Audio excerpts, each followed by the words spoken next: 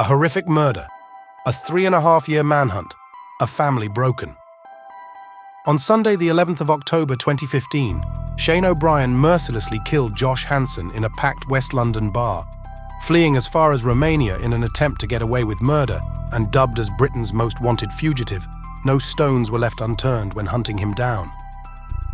This is Shane O-Brien. No remorse.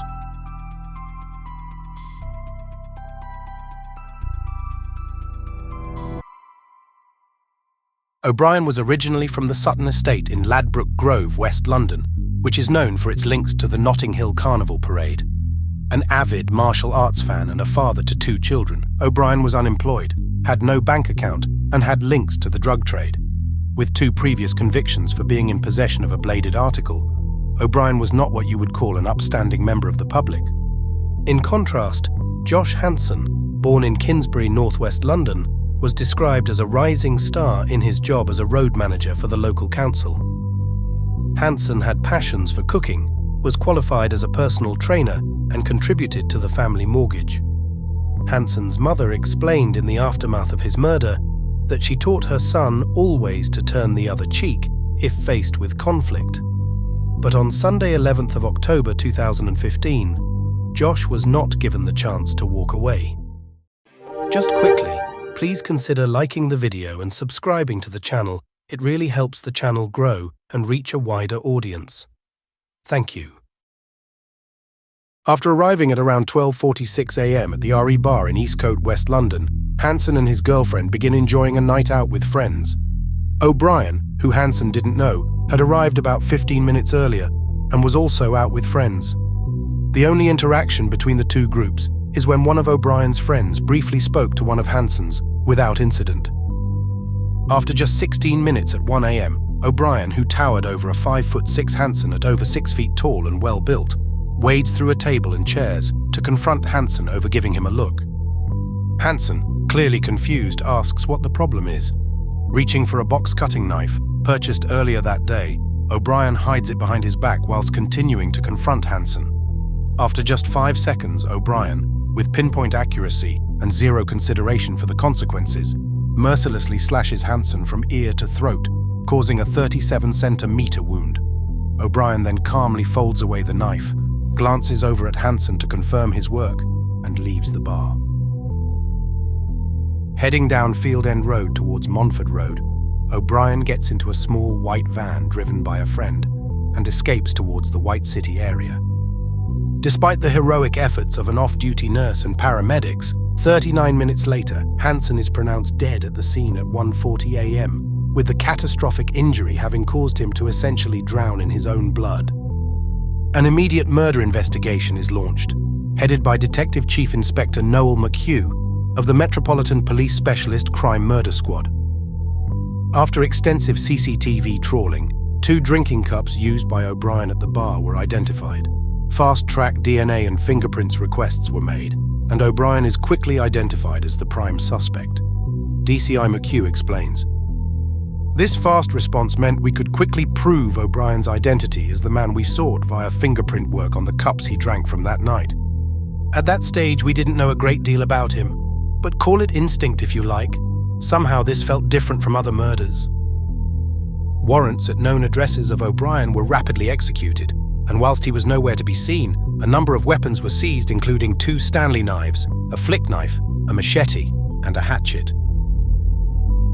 Information later shows that within just several hours of the vicious murder, O'Brien had fled to a holiday park in Kent, arranging the temporary safe house whilst in the mysterious white van he initially fled the scene in. It was becoming clear that O'Brien was well connected. In a clear display of having 0 remorse for the savage attack committed not even 24 hours prior, at around 7 p.m. on Sunday the 11th of October, CCTV shows O'Brien is at a local pub with a friend while still in Kent. In the 2 days following, O'Brien enjoys a meal at the local curry house and visits Ashford designer Outlook Retail Park, where he carefully selects new clothes and a suitcase, paying in cash. CCTV shows O'Brien looking calm and relaxed throughout, even having enough time to try on various different styles of clothing. However, the brazened acts only fuels the manhunt, when on Wednesday, October 14th, staff at the pub visited by O'Brien recognize him via the public appeal, and a call to DCI McHugh is made. However, at one point being just 12 hours behind O'Brien, DCI McHugh was unfortunately outmatched by O'Brien's ability to evade capture, clearly aided by his shady connections. Using false documents, O'Brien manages to charter a private plane, whose pilots, unsurprisingly, were later convicted of importing 90 kilograms of heroin and headed to the Netherlands. DCI McHugh explains, "It was a theme throughout the investigation, O'Brien's ability to travel on false documentation and undetected through countries, using private planes and highly encrypted phones costing £3,000 apiece.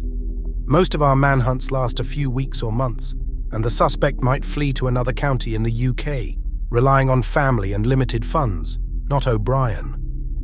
Knowing the likelihood of being caught diminished with every country visited, O'Brien, using his false documents, flees from the Netherlands onto Germany and then to the Czech Republic, where the trail goes cold for nearly 2 years.